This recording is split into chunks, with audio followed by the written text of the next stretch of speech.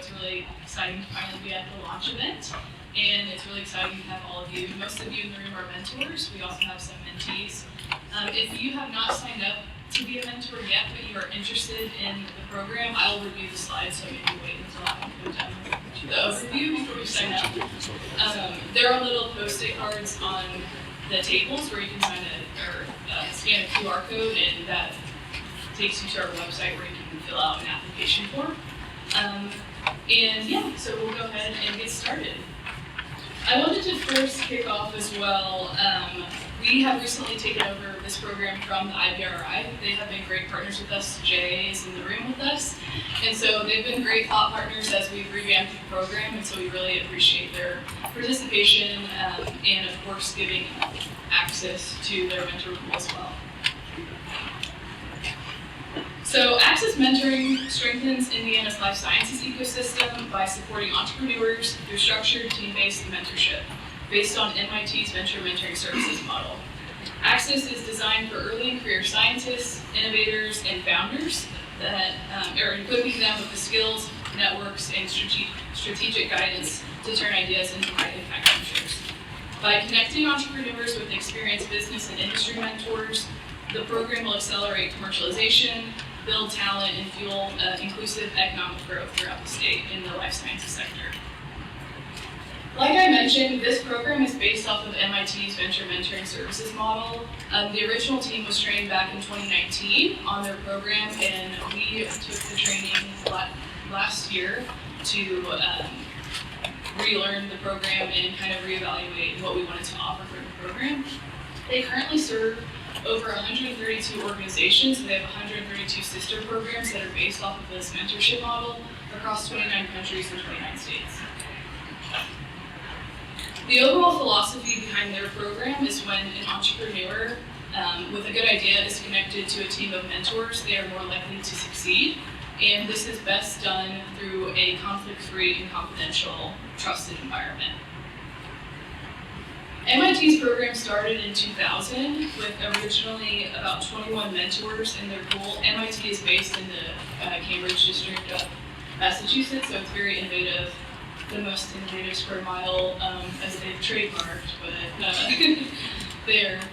a very active ecosystem, as we all know. So again, starting in 2000, they have 21 mentors and 16 active ventures, or those ventures, another term for company or mentee. And as you can see, they've significantly grown this over the past 25 years to now have over 316 active ventures and 200 mentors in their active cohorts. So what are the benefits of team mentoring versus a one-on-one mentoring style? So first, for the mentees, it gives you access to a diverse pool of experience, perspectives, and opinions. It allows you to grow your network, and the mentor teams can grow with you over time as you evolve, as your needs change over time. So they can continue with you for the next 10 years. We can switch them in and out. It's really up to you. One of the teams that we met when we were receiving this training had actually had their mentor team for 10 years. And so they really loved the structure of the program and really value their team of mentors to help them in their venture journey. And what are the benefits of team mentoring for the volunteer mentors? It gives you an opportunity to interact with and learn from and develop relationships with like-minded peers. Like I said, most of you are mentors in the room that can really bond with each other. You don't feel like you're carrying all the weight of a mentee's success if you were just a one-on-one mentor with them. And you can work alongside other experts who serve as strategic sounding boards as you're offering advice to the mentee. One of the most important parts of the program is to maintain trust and confidentiality. So most of you in the room have consultant businesses or can easily be consultant, but we cannot take any operational roles or provide any services to the ventures. The staff, meaning me or anyone on the BioCrossroads team, and the mentors, meaning you all. If that becomes a viable option, if that is the next best step for a mentee's venture, then we can talk about that. You would have to recuse yourself from the mentor team, but that can happen. Also, the mentors cannot solicit any business, and again, you must recuse themselves from the team. Again, this would be a viable option in the future if needed. And the mentors must sign an NDA to maintain a trusted, conflict-free environment, and the mentees also must sign a liability paper.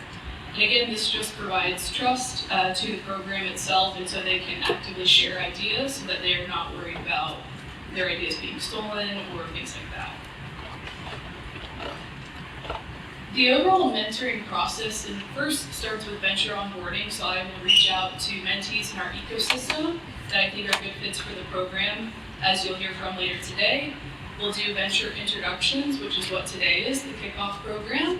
I think in-person introductions is the best way to drive a team formation.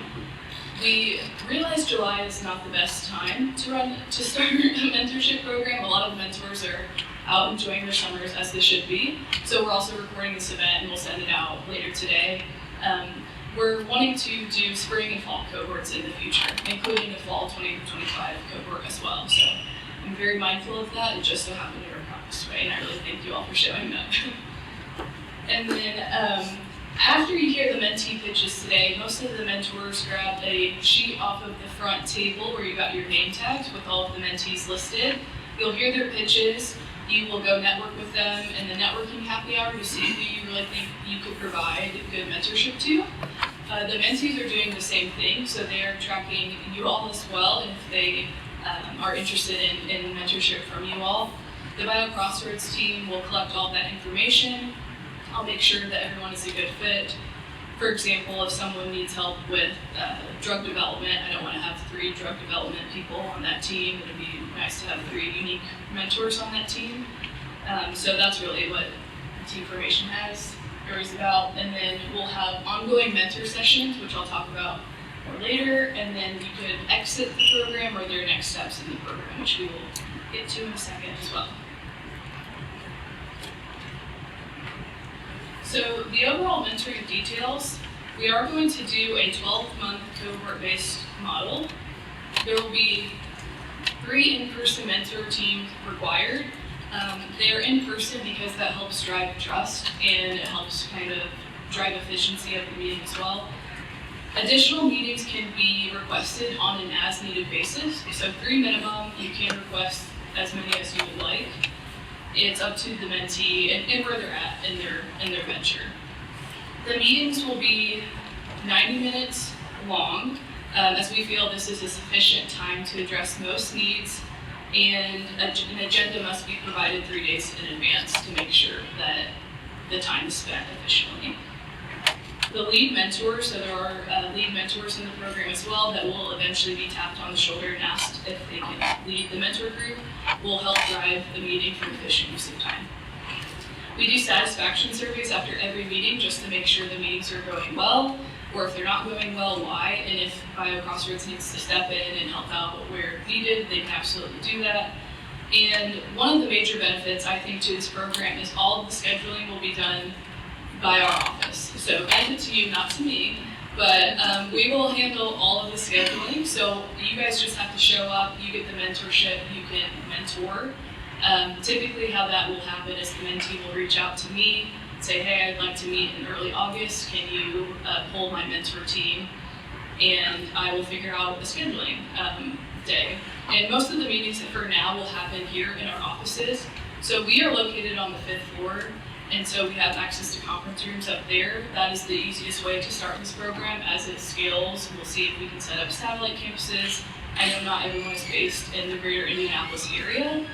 We'd love to scale to the full state eventually, but obviously that has to be done sustainably. And then at the end of the program, or the end of 12 months, you have a few different options. You can continue as normal with the same mentors if you're gaining value from it. If you've had a significant value inflection point, we can change out the mentor team. So for example, if you are now at a series, you start a seed stage company, you're entering Series A, that's a new set of items that you will have to ask your mentor team about, so we can reevaluate those needs. Or you can exit the program or reevaluate your venture. So in the past, this has been given to entrepreneurs with companies. We're wanting to expand it to scientists with ideas as a safe sounding board to test out their ideas and their market opportunity. and if they need to reshape. Should they create a startup? Should they not create a startup? Things like that. I also should mention there are 3 mentors per 1 mentee. So the overall meeting structure, so this is typically how a first meeting would run. We'll do introductions for the first 5 minutes. I will have everybody's phone number, and so if you're running late, I'll call you and say, hey, the meeting's supposed to start at noon, are you in traffic, things like that. Again, so the mentee doesn't have to worry about that. And we can make sure that the meeting time is spent efficiently. So we'll do introductions for the first 5 minutes, and then go over the meeting agenda and entrepreneurs' objectives. They'll have about 20 minutes to present their ideas or discussion back and forth. Again, like I mentioned, there will be a lead mentor, and their main role is to kind of help drive the discussion and just to make sure that no tangents are being held and making sure they get what they want out of the meeting. And then finally, the entrepreneur will take notes. Everybody can take notes if they want, but the entrepreneur will help take notes, of course, on what they're learning and any next steps. I understand sometimes taking notes when you're in a meeting is difficult, and so it's up to the mentee how they want to best take notes. If you have like an AI note taker, that's totally fine, but I want you all to own that so we don't have any access to your information. So yeah, up to you. And then in the closing 20 minutes of the meeting, so 10 minutes will be dedicated to reviewing next steps, what the next meeting should look like. Should they go talk to other entrepreneurs? Should they go learn about fundraising, whatever that next step or homework may be? I say homework not to scare the mentees, but it's really just a task to do to help you grow. I will come grab the mentee out of the room, so the final 10 minutes can be given to the mentors to review the progress of the mentee, and if they're progressing well, what they all like, what they don't like. So the mentors just have to show up for 90 minutes, and then you are done, and then I'll email you when the next time is up. So it's truly meant to be very easy to tap into our program. Other offerings that we've decided to make available for mentees include potential office hours or workshops that may benefit the full group. So for example, fundraising always comes up with startups and their ventures. I don't want to take the 90 minutes to focus on fundraising. We can just develop an office hour workshop, but we will pull you all on what you need to learn at your specific time. And if there's not a program already in the state that is doing those efforts, we'll create the office hour workshop to help you all out. And then you'll also get access to our other programs, events, and networks, and again, notification of other programs in our ecosystem.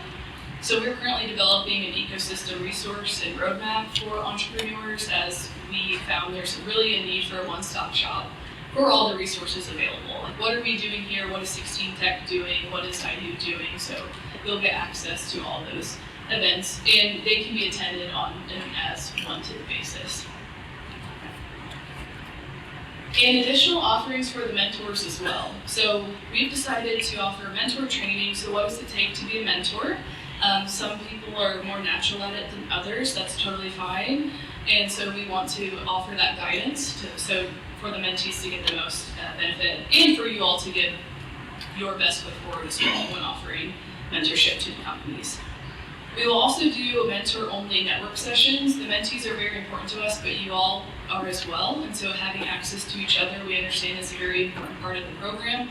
And so having access to each other where you can be in a relaxed environment and network and, again, be strategic sounding boards, things like that. And of course, opening up to our other programs, events, and networks, and notification of other programming in our ecosystem, which we'll actually hear about one that you may be interested in at the very end of the meeting today. For the mentee responsibilities, of course, just be open to sharing your goals, challenges, and aspirations. Again, this is why we make everybody sign an NDA and a liability waiver. I understand that that's an easier said than done thing, but we really want you all to get the most from it. And also be prepared for your sessions, be open to feedback, keep commitments to attend the mentoring sessions. And so again, we try to make it as easy for you as possible. 3 mentoring sessions is very easy to do. Again, if you do more, then we can accommodate that as well. Of course, respond promptly to requests from me, the program office, really. Most of this is going to come down to scheduling. And so just making sure that we're emailing back and forth in a timely manner so you don't take 2 months to respond to a meeting that could have happened within those 2 months. And then, of course, alert us of any real potential or perceived conflict of interest, again, as we've mentioned. For the mentor responsibilities, of course, listen and understand and focus on the needs and aspirations of the mentee, and offer constructive advice. Constructive is obviously capital letters and underlined, as sometimes it's really easy to start nitpicking on something that you would do differently. Again, the goal is to mentor the mentees, and so I'm very protective of the mentees, and constructive advice is needed for the program. Help set targets and next steps. So oftentimes these mentees, this is kind of like a pre-advisory board for them. So they're kind of learning what an advisory board looks like. So helping set targets and next steps would be very helpful for them. And of course, again, keep commitments to attending the mentoring sessions as well. Respond promptly from our office and alert me of any real perceived conflicts of interest. So how are mentor teams formed? So we'll do a biannual kickoff event. This is what we're doing today, where we'll introduce the ventures. We'll collect interest. So again, there's a mentor sheet that you all should have. And you will hear the pitches, you'll go network with them, and you'll see if you're interested in mentoring them or not. Again, we'll have 7 present today, 4 in person, 3 are going to be virtual. If it's not a fit, that's totally okay. Don't feel like you have to fit into a box. We'll have more mentees come through the pipeline. Again, and we collect mentee interest as well.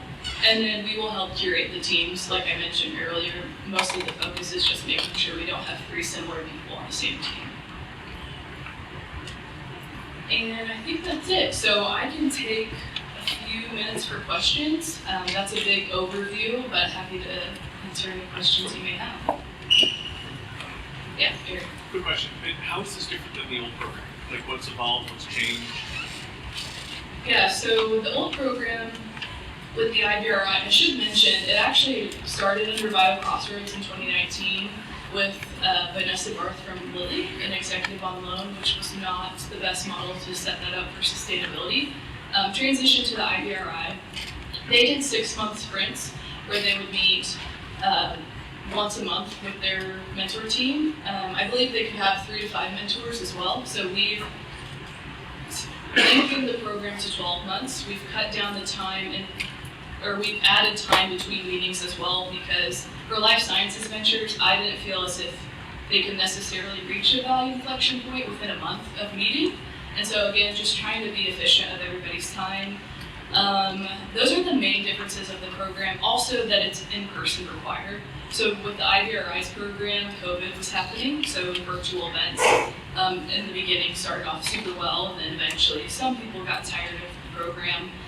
As we were relaunching, I wanted to do it in person again to kind of build the community back as well, get more in-person events happening. If you request more than 3 meetings, they're totally fine to be virtual, but we'll evaluate. So those are the main differences of the program.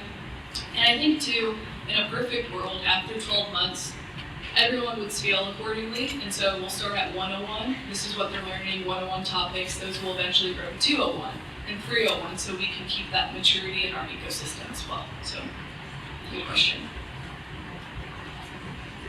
Any other questions? Cool. Well, feel free to come grab me in the networking session if you do have other questions. Again, this will be recorded, and we'll send out some additional details as well for the mentors. And next, I wanted to mention we do have 2 great partners with us, and one of those is Heartland Bioworks, and we're going to welcome Tyler Yoder from Heartland Bioworks so he can give an overview of what they're working on.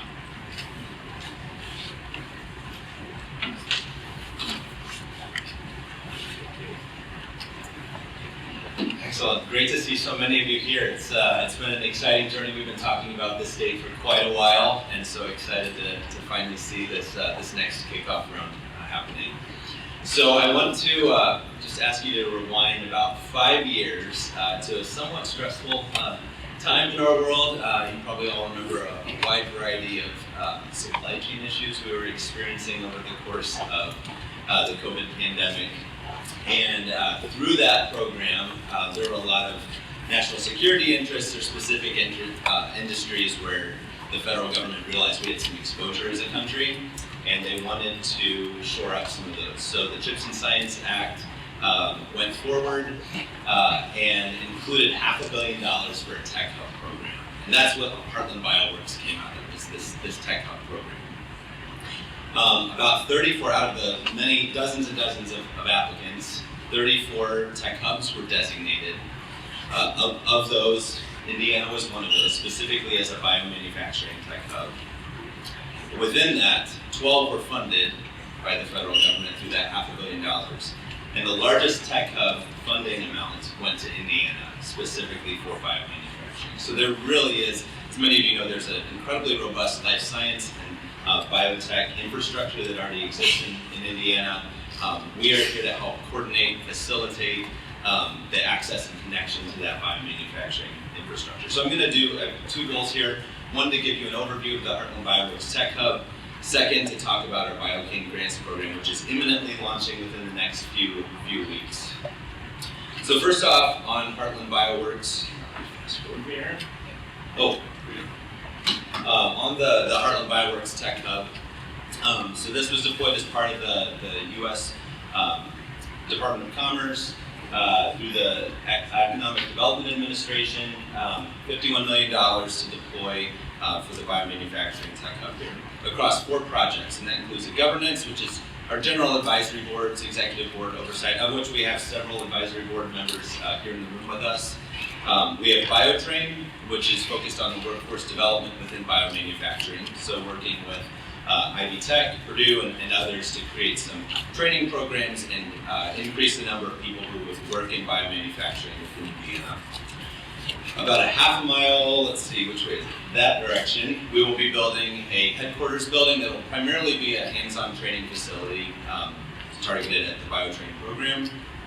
And then the 4th initiative is BioLaunch, and I'm actually the director of the BioLaunch project, and our goal is to accelerate commercialization of biotech and biomanufacturing solutions through a couple different initiatives. One of those is BioStart, and BioCrossroads is an incredibly important strategic partner on the BioStart side of things. So I'll talk a bit more about that in a sec. Cross-functional mentoring and support for biotech startups. And then BioCan, we have a really robust contract manufacturing and laboratory network within Indiana. We want to facilitate access to that network and fund access to that. So as I mentioned, life sciences in Indiana, we're #1 in life science exports, #1 in U.S. pharmaceutical exports, massive presence with Lilly, Elanco, and Corteva, among many others, R1 research institutions, support organizations, CDMOs and labs, and other biotech initiatives, including IBRI. We have a huge, robust network here. We just want to get everyone talking, playing nice together, because I think there's a lot that we have to gain, not only within our ecosystem, but as a nation within biomanufacturing. So the 2 initiatives I mentioned, first off, BioStart. So this is that cross-functional mentoring and support for biotech innovators. This includes access mentoring. So one quick comment on that, access mentoring is much broader than just biotech. We are a biomanufacturing tech hub, but life sciences broadly is, I know, what the focus of the access mentoring program. But you've already learned a little bit more about that. You'll hear more about that here shortly. BioCrossroads is also supporting some peer-to-peer CEO support groups. So not just support, but accountability for CEOs. There's a lot that you have on your shoulders. We want to help provide a support network, some mentoring and coaching, and also some mutual accountability there. Emily mentioned the biotech startup ecosystem roadmap. So if you think end-to-end from initial ideation all the way to full commercialization, just call it a 20-step process. There's a lot of resources that are needed and exist across that journey, and so they're documenting and will provide some access to that ecosystem roadmap. And then a founder database. We have a lot of great talent, as exhibited with the wide variety of mentors that we have here. And people who've been through that startup journey, that biotech journey, commercialization journey. So we want to create a database and provide that list to startups that may be looking for additional founders, looking for a business founder, looking for a regulatory or quality advisor. So we're also going to be building that out over the next 5 years. And then secondly, on the BioCan Star, so this is the coordination, bioresource coordination and access network. We want to document and identify what is this contract network that we have to help in the commercialization journey, and then facilitate access and fund access to that. So as many of you know, the valley of death is very real for startups, where you run out of, a lot of startups tend to run out of funding in their journey toward commercialization. We want to try to extend that capital runway that you all have by facilitating more efficient access to a network, and then funding and subsidizing the network. So we mentioned INCOG is up in Fishers, and I actually have a map here. So next slide. Thanks for advancing, by the way. So this is just a starting point map of some of the infrastructure that we have here. Some of this is on fill-finish CDMOs. Some of this is laboratory and analytical support. We have a really large radiopharmaceutical group that's here. We have a lot of initial research and support groups like IBRI. Again, this is just scratching the surface. I'm adding to our database daily. And so we're really excited. In fact, a lot of these, we've had some initial conversations. There's a lot of excitement among this group about gaining visibility to startups who are needing some of their services. So if you actually go back a slide real quick. Great.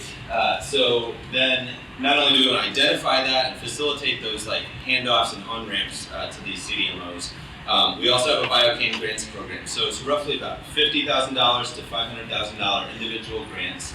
So if you think about an SBIR, STTR grants, like more of an early stage research grant, there's other funding that's needed. This is kind of designated toward that commercialization phase. So late preclinical development into your initial manufacturing runs and beyond.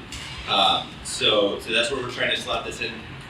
There's a lot of capital required within developing a biotech. So this is still arguably a bit of a drop in the bucket, but our goal is to put the thumb on the scale and facilitate access to our current local network. So if you advance 2 slides ahead. I won't spend a lot of time going into the details. As you have questions, we'll be here in the back afterward. I'm happy to answer more detailed questions about this program. This is geared toward human, animal, or plant or ag biotech solutions, biomanufacturing solutions. We will look at some drug delivery devices, although we're generally out of the med tech space. We are looking at some 510K approved drug delivery devices or combination devices. And then anything that's an advanced manufacturing solution that's related to biotechnology.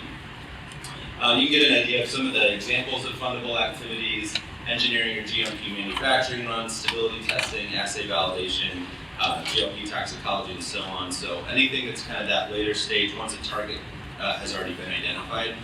Go to the next slide.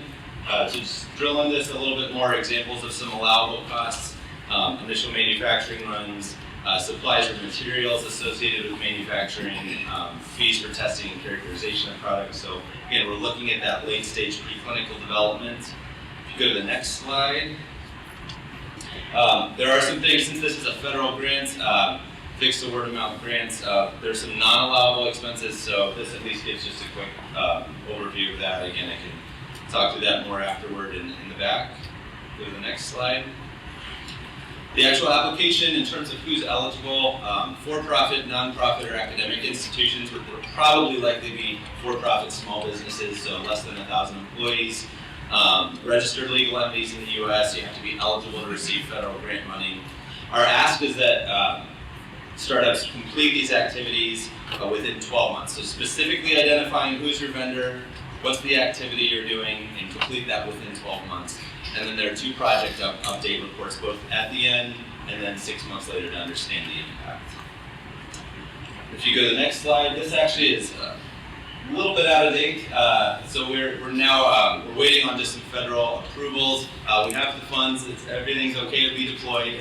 DOGE did not impact our program. We'll leave it at that. So our applications, we're initially targeting right now August 1st. We're just waiting on some of that final stamp of approval, but August 1st, the applications will be open for a month.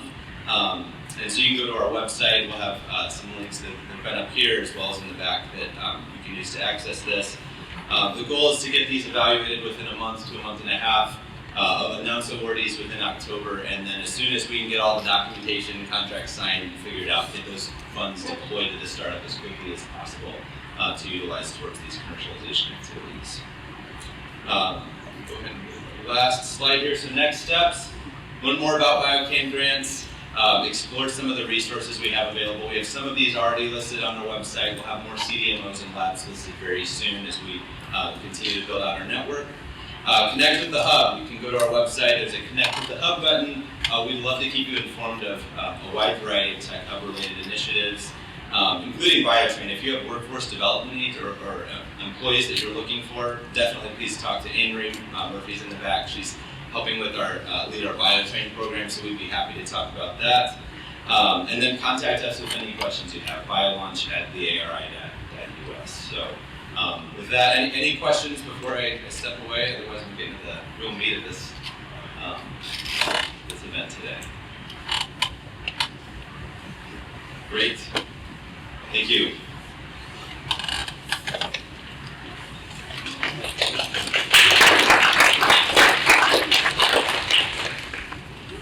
Well, thank you, Tyler and Portland Bioworks. Again, yeah, they're all located in the back though. I missed them, so. Okay, now on to the main event, hopefully the fun part for everybody.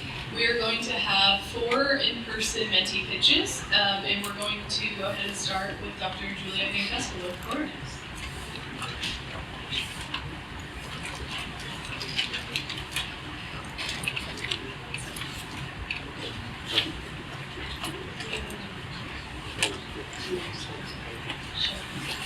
Great. Good morning, everybody. It's a pleasure to be here, and thank you to Dr. Atkinson for inviting us, and we're thrilled to be a part of Access and have a support with BioCrossroads. So today I'm going to tell you a bit about our startup, which is called Cornix, and I first want to introduce you to our team. So my co-founder, Laura, is actually one of the people that's out enjoying her summer vacation, so I'm here today. And we are both professors at Indiana University down in Bloomington. And we've been working together for about 10 years now on our inventions.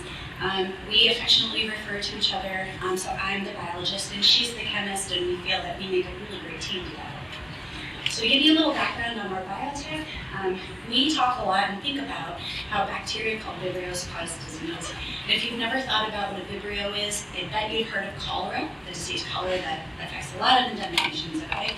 But we think about other vibrios, and I'm going to show you what these do in marine oceans.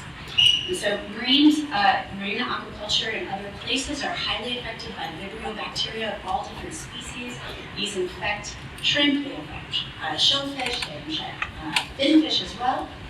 And it also causes disease in oysters, oyster larvae. And unfortunately, if we eat those oysters, that's what causes illness in humans as well. And last but not least, if we actually come in contact with our wounds on our body, come in contact with ocean water, sorry for the gnarly picture so early in the morning, but it's actually much, much worse if you see these on the internet. So these are some of my signals. These are highly, highly contagious, they're very deadly, and they're becoming highly prevalent. If you need no other example, go look in the news for July 4th and the many deaths that occurred in Florida just over the last couple of weeks, and then again with Hurricane Milton and so I'll leave you to look more into that. So just a brief overview of our technology. My lab has studied vibrios for 15 years. We know a lot about how they cause disease and their pathogenesis in different organisms. And when I teamed up with Laura, we developed compounds that we actually use to block this disease. It's not an antibiotic, it's called an antivirulence, meaning it stops the disease but does not kill the bacteria. And we think that's really important because it does generate antibiotic resistance much less frequently. There's much less pressure for antibiotic resistance to occur. And so we have been working on these. We study them in different model organisms, including human skin, but we also mainly study them in shrimp. And so today we're going to talk about our current focus, our current market is treatment of shrimp disease in aquaculture. And we do have leanings towards future markets in human health and human disease, hoping to treat things like gastroenteritis from eating oysters and or wound infections that again occur when people contact ocean water contaminated with vibrios. Okay, so I just want to tell you a little bit more about our company and where we are in our process. So in case you're wondering about this funky term we have for our company, it's called Cornix because the process we study that causes disease in bacteria is actually called form sensing. I'm one of the cornerstones biologists in the world, and what our goal is as our therapeutic is to nix the quorum and nix that disease, so we came up with the term quorumness. A little weird, but it works.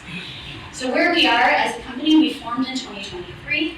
We actually started our company after we won an idea to startup pitch competition down in Indiana, Bloomington. We were also part of the Equalized Startups program, which focuses on women entrepreneurs and women-led companies. We thankfully just received an official funding notice for our USD SBIR Phase 1, which we're impatiently waiting for money from. And we have patents pending at the PCT phase in several countries that are known for shrimp aquaculture and export to the US and Europe. We also, I'm very happy to say, hired our first employee, which is Chelsea Simpson, who is here with me today, who is the lead PI in our SBIR and our company general manager. And one thing I wanted to mention is that we also have an advisory board that comprises Doug Dahoff, who is the CFO of InCub, as well as Brad Keene, who is at Cook Ventures. So what we're looking for through Access Mentorship, really we're looking at the stage where we have our lead drug, we know the target, we know the mechanism, we know how to optimize it, we need money to develop it and get towards shrimp clinical trials. So we're kind of in between idea exploration and ready to launch. So we're looking for startup support. What does it look like when we get our first money, and what do we do with it? How do we develop our IP in negotiation with places like Indiana University, and what the commercial potential is for our tech? And then finally, what success looks like for us over the next 2 years is to use our Phase 2 to develop more data and to connect with potential clients, and then hopefully apply for our Phase 2. And that's all for me today, and so I'm going to move on to the next person and bring up their slides.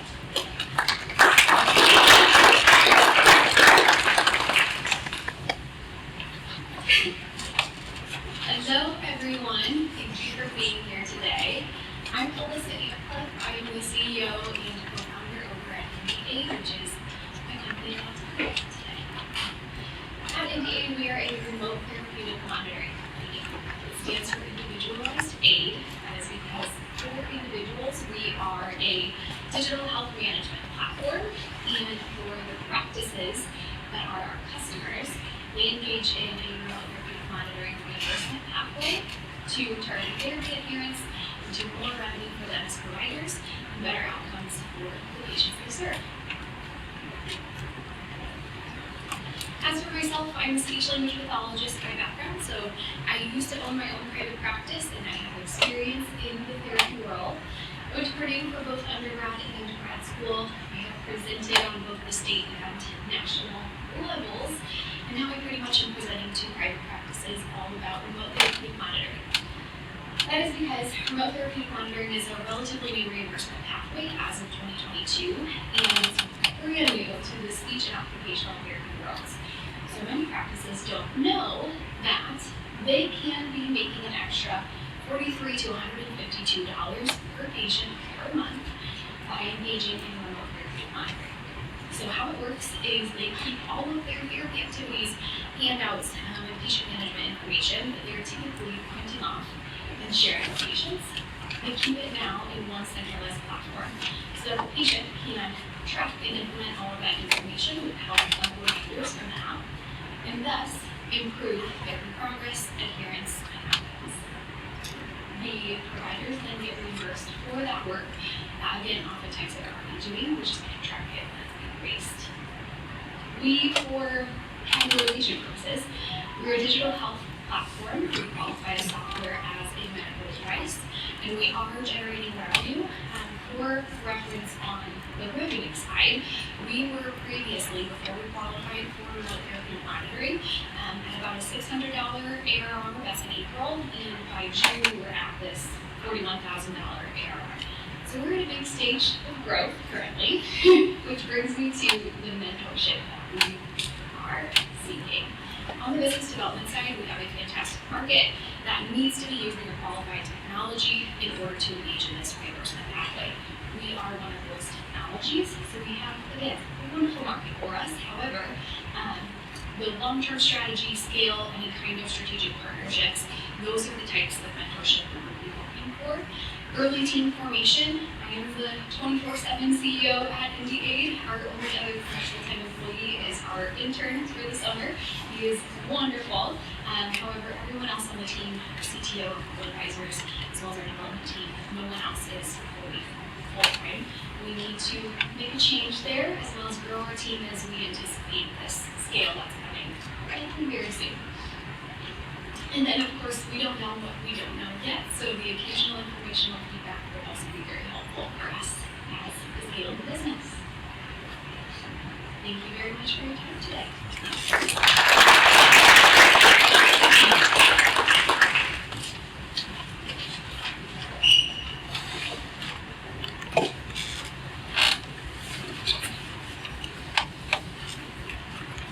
Good morning, everybody. Thanks for having me here today. The company is called Livox Bio, and I am Bill Shrankovich. I'm an assistant professor at Harvard School of Medicine. I co-founded Livox Bio with Travis Block, who's our CEO, and a fractional CFO as well. Travis and I, co-founders, we met at the University of Texas Health Science Center in San Antonio. We both studied exosome matrix biology, and we really realized how important exosome matrix biology is to developing in vitro models and tissue-specific humanized in vitro models. And basically, ever since we finished our PhDs, Travis went off to industry. He actually did manufacturing exosome matrices. I started my own lab at IU.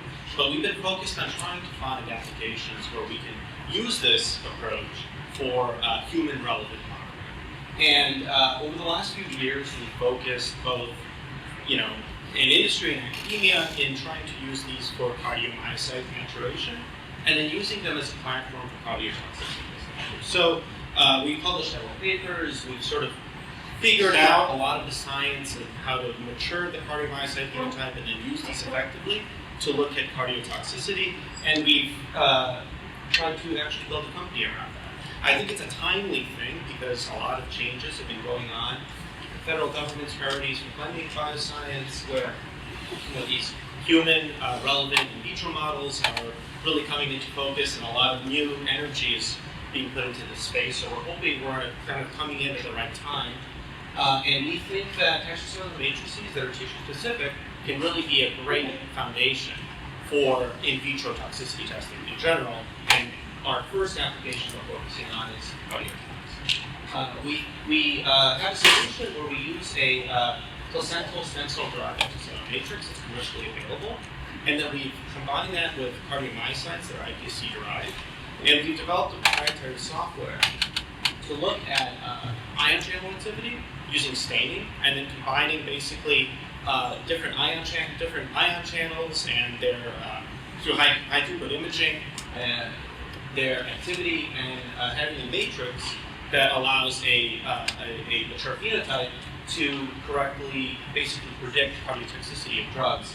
We're using models with drugs that know cardiotoxicity to basically validate this approach, and then use it to build an algorithm that could then predict cardiotoxicity from unknown drugs. One of the areas that we think that this could be most relevant is in women's health. We know that there's a big disparity in terms of women in clinical trials, and there's a lot of historical reasons for that. But one of the outcomes is that there's a lot of diseases that are more prevalent in women, especially ones that are related to cardiotoxicity and basically cardiovascular health, that are not well understood. And part of the reason is that we don't have good models to study them. We think that this approach can be used not only for making more female relevant preclinical cardiotoxicity testing, but also as a platform for basically improved understanding of women's cardiovascular health. Right now, we have set up a laboratory. We've closed the friends and family now, and we've developed a proprietary software. But what we're really looking for is some kind of strategic mentorship around how to commercialize. Do we go for a personalized medicine approach, or do we really focus on preclinical toxicity testing, as well as continued sort of early teen formation? But business development is really, I think, the key sort of point that we're at now. So we'd love to chat and see if we can get some good advice. Thanks.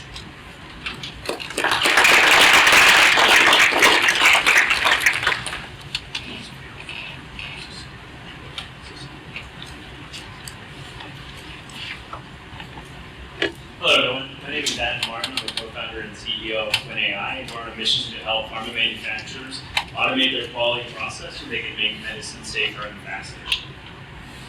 So just a little bit about myself. I often joke that growing up as an entrepreneur, kids and other kids were playing sports, I was learning how to build businesses. I started my first company at 14 and grew that to be one of the top 10 largest RV rental companies in America. I took a little bit of a wandering path after I got out of high school, spent a few years in law enforcement, and then found a home where I spent the better part of 2 decades in enterprise software, working with some of the best companies in the world like Salesforce. And I was blessed to have the opportunity to work with companies like Lilly and AbbVie and Baxter with digital transformation. And that's really where I found my passion for the life sciences industry and life sciences technology.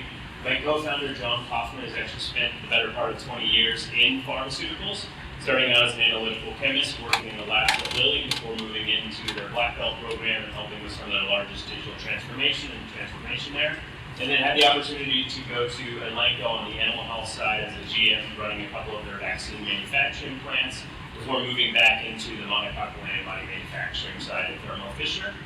We've got a great team with us, and an advisor and a full stack developer. Matt is actually here today.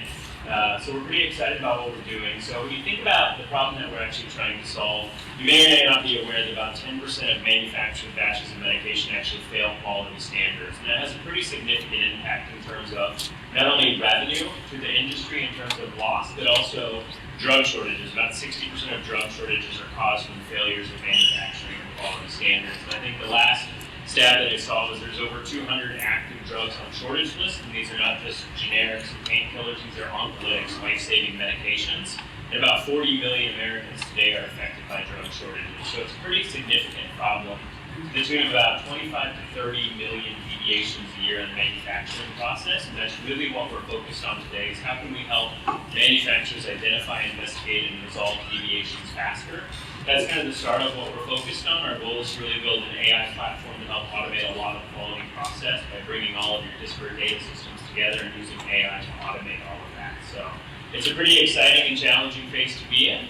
And that's really where, when we're looking from a help needed perspective, we're at the launch phase. We're about to land our first customer in the next 30 to 60 days. We're working with some channel partner potentials as well. We're going to be closing our pre-seed round in July, so we're pretty excited about that. And we need help with just breaking into markets more, working with more pharma manufacturers, working with CDMOs to ensure that we're developing the right solutions and bringing the right things to market, developing the right IP strategy to ensure that we're maximizing the enterprise value and growing the network here, and then developing the right partnerships, whether that is in the preclinical or the clinical side of things, working in maybe phase 2, phase 3, where you have manufacturing deviations, or the commercialized side of the world, working with potential channel partners who can help further market penetration, and then working with the regulatory agencies as well. We know that the FDA is pushing pretty heavily into AI.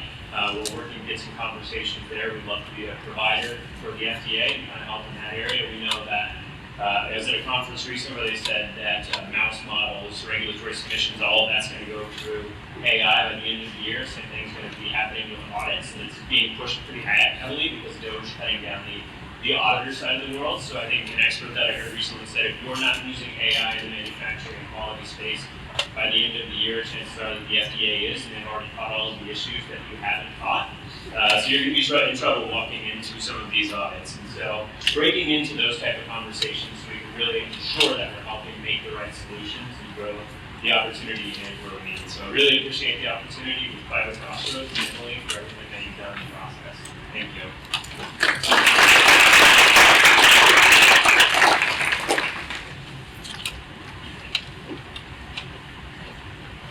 Thank you all of our mentees. So we have 3 more pitches that we're going to watch. They're all virtual. Again, July is not the best month for an event, but we also promote work-life balance. So they recorded some videos. They're quick videos. They're easy to watch, so this should not be boring. And we'll go ahead and get started. Hi, I'm Alicia McCoy. I'm sorry I couldn't be there in person. I am on vacation in Florida, practicing what I preach and getting some relaxation. I am also a nationwide speaker, consultant, researcher, and founder of Peak Mind. I've spent over 2 decades immersed in science and strategy of workplace mental well-being. My background spans from mindfulness to neuroscience and neuroimmunology and entrepreneurship, and I hold an honorary doctorate in philosophy with an emphasis in business coaching, along with multiple certifications in wellness and business strategy. That's a little bit of my background. And through my journey, I've helped hundreds of organizations, everything from healthcare systems to enterprise companies, to conduct workplace audits. My publications, as shown on the screen, include Be Well at Work and its companion workbook, Creating a New Culture for Your Workplace. They're tools that I created to translate neuroscience into action for companies and leaders. These books were written to be practical, not just theoretical, so that leaders and employees can make shifts from stress into strength. And today I help organizations embed preventative well-being practices into their day-to-day operations. And I do that through Peak Mind. A quick overview on Peak Mind is it's at the heart of the work. We're a mental well-being platform, a set of tools designed to empower employees to thrive or empower users to thrive. It's more than just a digital wellness tool. It's a therapeutic ecosystem grounded in evidence-based neuroscience. It works by assessing users' biometrics, tailoring interventions, and delivering results through accessible, immersive, and scalable tools. Our digital tools include a mobile app and a desktop interface that deliver AI-driven reports and personalized solutions, everything from guided breathing exercises to cognitive behavioral strategies that you can do during your workday. And then we take it a step further with our virtual reality therapeutics. Our XR therapeutics, AR and VR, are designed to neurologically stimulate the parasympathetic nervous activity and restore emotional regulation. We've also developed biofeedback-driven VR kiosks, which you see on the screen, that allow users to visualize their stress levels, engage in self-regulation, and witness the physiological changes in real time. And it's delivered in formats that reduce stigma to meet people where they are, whether it's at work or in a healthcare environment. This platform supports behavior change at scale, whether it's a frontline nurse facing compound trauma or executive dealing with decision fatigue. Peak Mind delivers targeted tools that restore resilience to those users. We need the most help with business development, IP strategy as we go into some ARPA-H submission, and a commercial potential for our technology. So those are our three main issues or areas that we need mentorship. As this slide shows, data from our clinical grade biometric framework. We know that not all companies and organizations care about the data, but we know that there are some that do, and we need help finding those and expanding our network. As we continue to write our ARPA-H scalable solutions proposal, we want to ensure that our IP strategy is the best that it should be. In one of our Peak Mind products, we evaluate 5 core indicators of autonomic balance. And those 2 bottom slides are from some early stress studies we did. At the start of the intervention, you see what we refer to as the dysregulated state, the erratic heart rate, suppressed HRV, high respiration, and low peripheral temperature, all hallmarks of chronic stress and sympathetic overdrive. But by week 10, after applying our therapeutic interventions, ranging from, like I said, breathwork or cognitive reframing to immersive VR, we see dramatic biometric shifts. Heart rate variability increases, including indicating that the parasympathetic is in recovery, respiration and blood pressure stable, and more, just to name a few of our biometrics that we analyze. This is not just statistical noise, this is biological recovery. This is homeostasis restored. And our vision is to make that measurable and scalable and accessible. We don't just want to manage stress, we want to make sure that we help people prevent it. And Peak Mind is making that possible by combining behavioral science, immersive technologies, and the precision data into a single transformative platform, and all while having fun in our beach simulation or kayak simulation or any of the others. Success from Access program looks like me being able to empower more leaders to adopt measurable and immersive well-being tools by using biometric feedback to demonstrate outcomes, moving from risk to recovery and in a commercially viable way. And I invite you to join us in transforming reactive wellness into proactive mental health care, because well-being should never just be a luxury. It should be the normal that every company and every employee has access to. So thank you.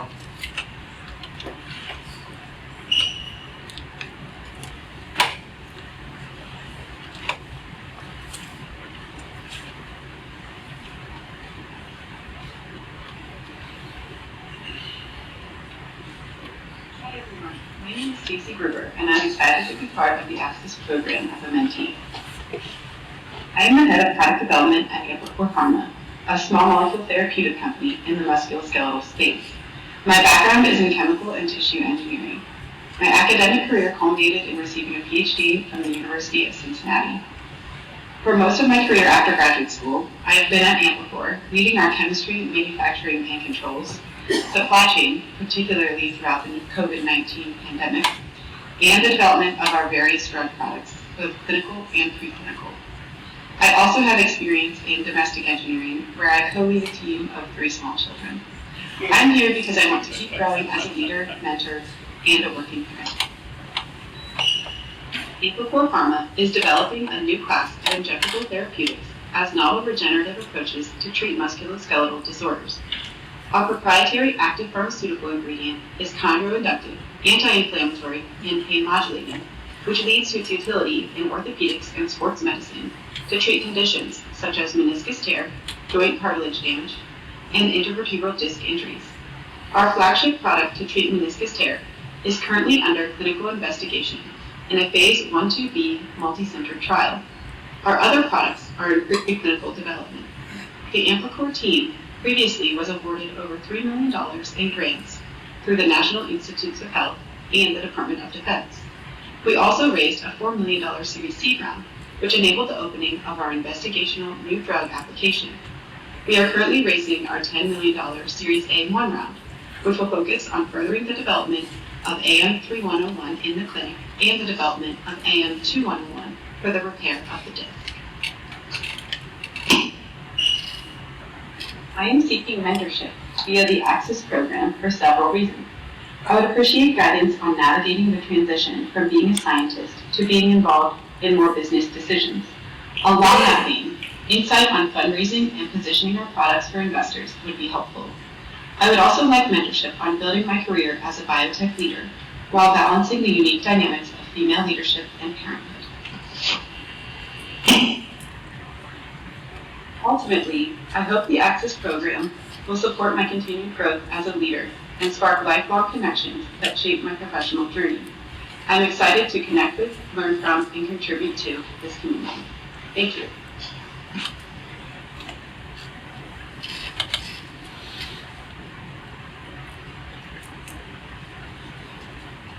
Hello everyone, we're the Java Ops team. I'm Peng Yuxi. I'm a faculty member at Purdue Daniel School of Business, and joining me here is Jonathan Helm, a faculty member at Kelly School of Business at IU.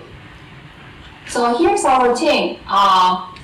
Combined, Jonathan and I have 30 plus years in healthcare and AI.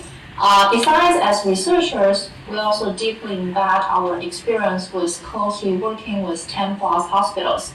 Particularly for the DataOps solution, it was developed side by side with nurses and nurse managers at IU Health in the past 4 years. So it is co-designed by nurses and trusted by nurses. So I'm going to hand over to Jonathan to talk about the solution. Thank you, Penny. So in the midst of a decades-long nursing shortage crisis, where 1 in 4 nurses quits the bedside within their first year, our holistic nursing workforce platform works for nurses to create a healthier work environment. Our patented algorithm combines Gen AI and optimization to fix broken schedules due to unforeseen events by redistributing nurses to balance the load across the hospital. This is a process that takes nurse managers currently hours and can be done optimally in seconds.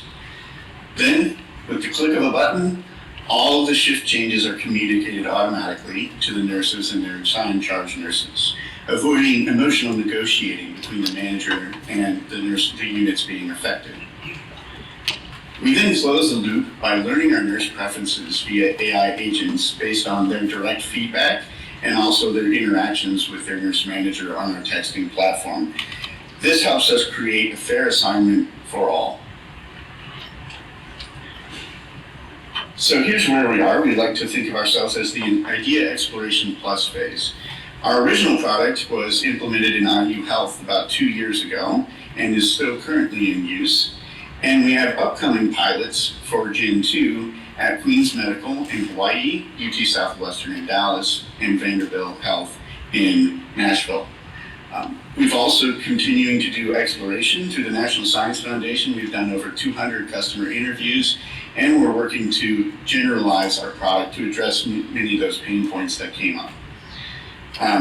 Here at the bottom, you can see the reason we thought about commercializing is we had some pretty impressive results in the first 8 months of our pilot with IU Health, including an annualized reduction of $1.4 million in overtime and a reduction of 17% in understaffing. Okay, so why do we think Access program is the great fit for us in this stage? We would like to understand and navigate the sales process, expand our healthcare network in Indiana, and getting constant feedback on product market fit and customer discovery learning. That's all of our pitch. Thank you. Thank you.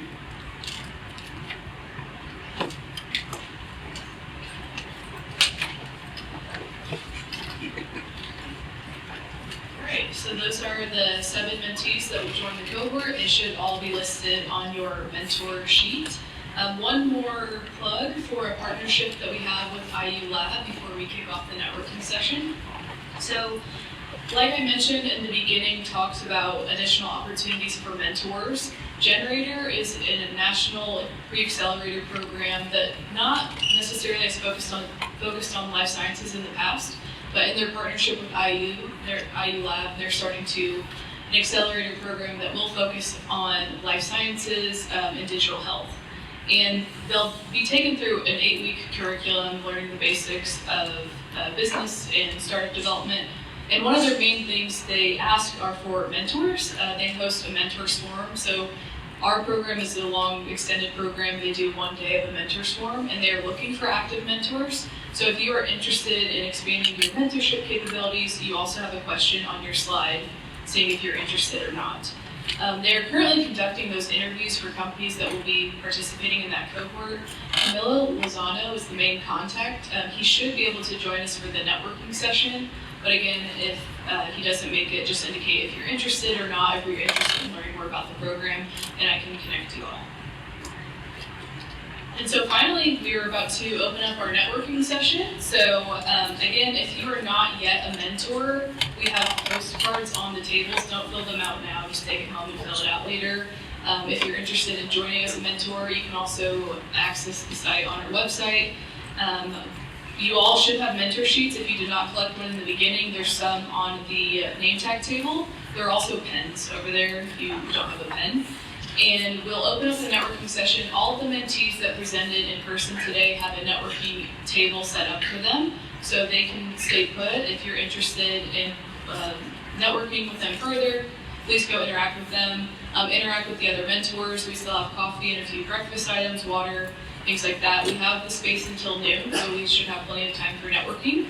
And before you leave, just make sure to hand in your mentor sheet, either to me or another BioCrossroads staff member. We all have name tags like this, or just lay it on the table as you walk out. So thank you so much for coming today. We're excited to open up the networking session.